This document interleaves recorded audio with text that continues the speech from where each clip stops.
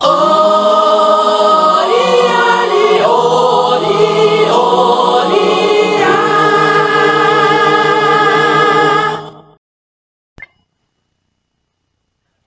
chicas, hola chicos, bienvenidos a el capítulo 33 del Rincón del Lobo Mayor, con su servidor el profesor Vicente Monter Perales. El día de hoy, en la asignatura de Historia, vamos a ver el manejo de la línea del tiempo y cómo podemos ubicar en ella tanto hechos históricos como procesos históricos. ¿Están listas? ¿Están listos? En ese caso, comenzamos.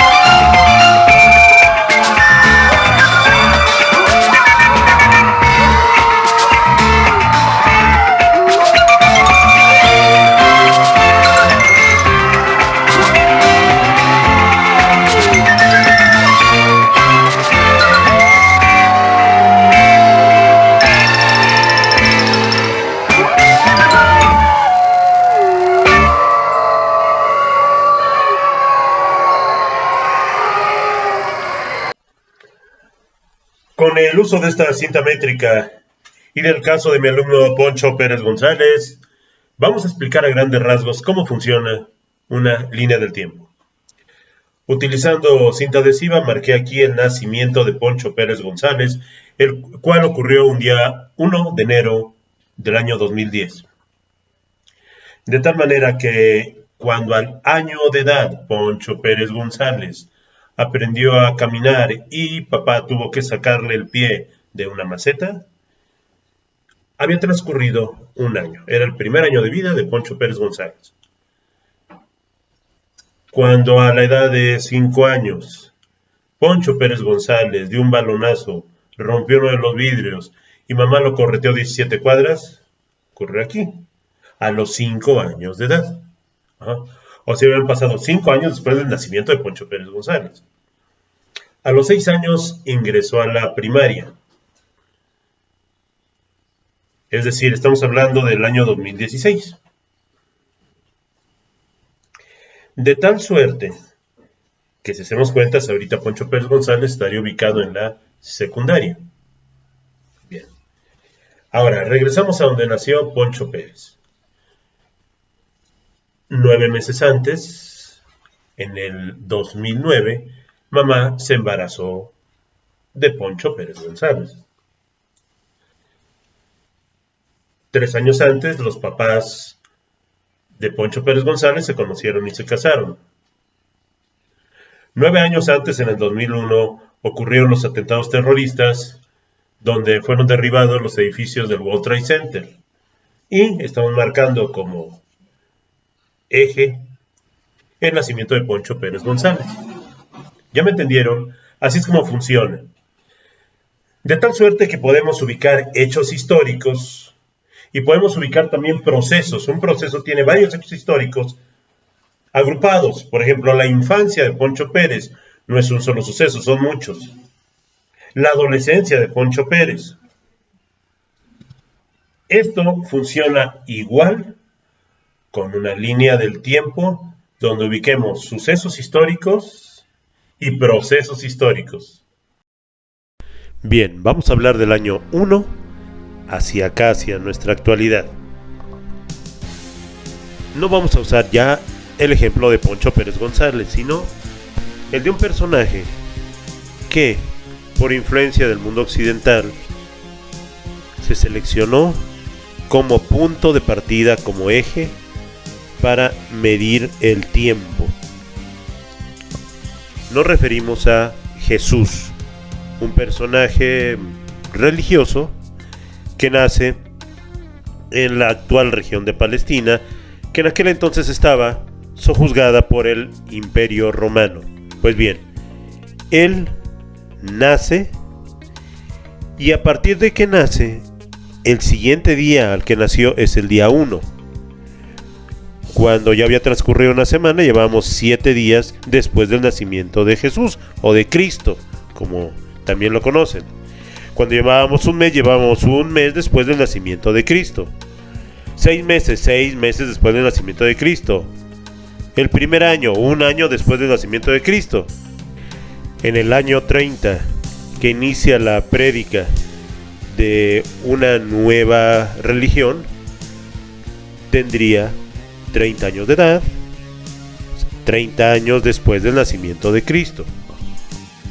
En el año 33, Jesús es capturado en la ciudad de Jerusalén, enjuiciado y a las afueras de dicha ciudad ejecutado en un tormento horroroso.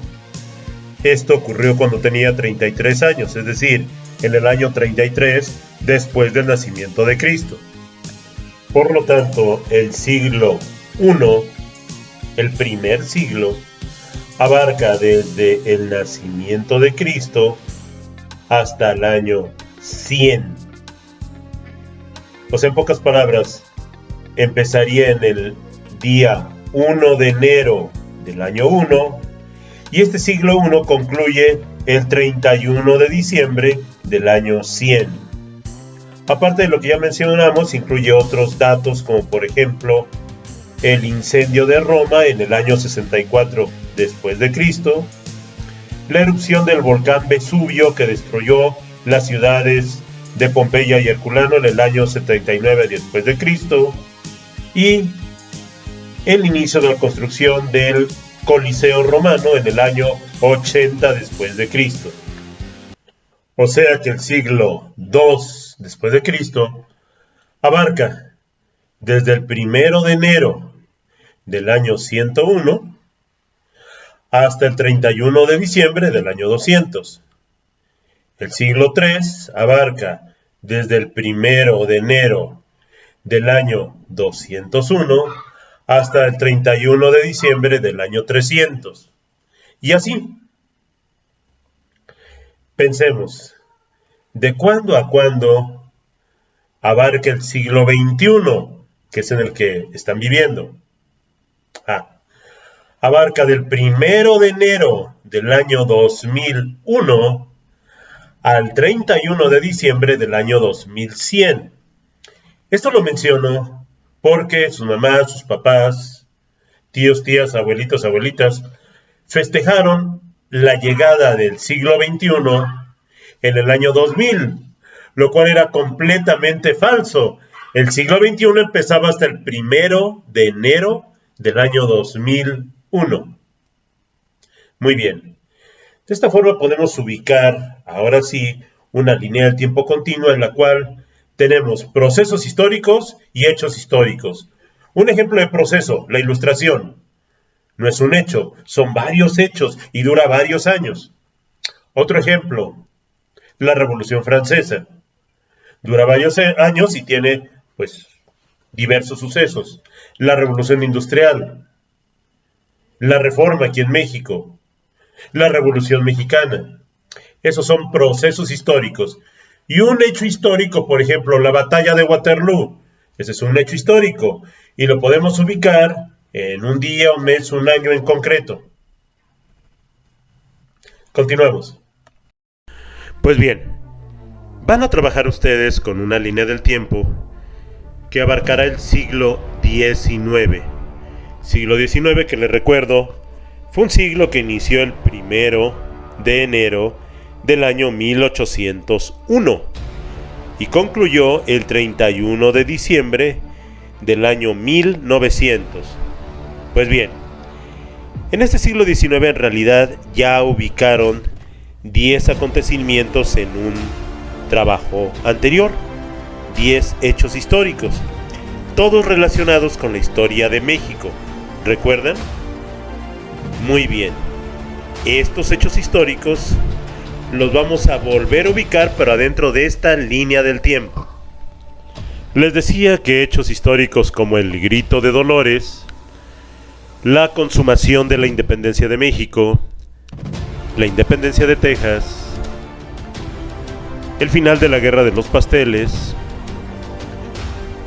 cuando México perdió la guerra contra Estados Unidos de América, el inicio de la Guerra de Reforma, la batalla del 5 de mayo, la coronación de Maximiliano como emperador de México, el fusilamiento de Maximiliano y el inicio del Porfiriato, ya los trabajaron en una actividad anterior. Pero ahora nos vamos a ubicar en esta línea del tiempo. Pero vamos a hacer algo más. En esa misma línea del tiempo del siglo XIX, vamos también a ubicar hechos históricos, pero a nivel mundial. Por ejemplo, la derrota de Napoleón I en la batalla de Waterloo, cuando Texas se unió a los Estados Unidos de América, cuando Luis Napoleón Bonaparte resultó electo presidente de Francia, cuando el mismo Luis Napoleón Bonaparte se convirtió en el emperador Napoleón III de Francia, las victorias militares de Giuseppe Garibaldi, que dieron por resultado la unificación de Italia, el inicio de la guerra de secesión entre el norte y el sur de los Estados Unidos de América, la entrada del ejército francés conquistando a la Ciudad de México, el final de la guerra de secesión entre el norte y el sur de los Estados Unidos de América, el inicio de la guerra franco-prusiana, Prusia, dirigida por el canciller Otto von Bismarck, quien unificó a 38 ducados para atacar a Francia, y finalmente la derrota de Napoleón III de Francia y la unificación de esos 38 ducados y Prusia en un nuevo país, Alemania. Es decir que en total vas a ubicar 20 hechos históricos en esta línea del tiempo del siglo XIX. Vas a requerir utilizar una letra muy pequeña. Repito, letra muy pequeña, pero que se entienda. En resumen, van a realizar la hoja con la tira del tiempo, colocando los 10 hechos históricos relacionados con historia de México y los 10 hechos históricos relacionados con historia mundial. 20 hechos históricos en total. Van a tener que colocarlos con letra muy pequeña. Toman foto y envían este trabajo. Es todo por hoy. Nos vemos a la próxima. Este fue el Rincón del Lobo Mayor con su servidor, el profesor Vicente Monter Perales. Hasta luego.